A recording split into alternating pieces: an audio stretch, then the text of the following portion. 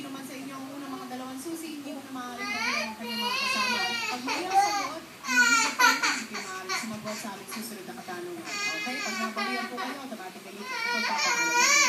Alright, meron po tayong clue at meron tanong, kaya makinig po mabuti. Ito na po ang ating clue. Tungkol sa isang laro. Tungkol po sa isang laro eh. Okay. Ang tanong, sa standard bingo card, aling halay ng letra ay may 3? Yes, Ate Linda.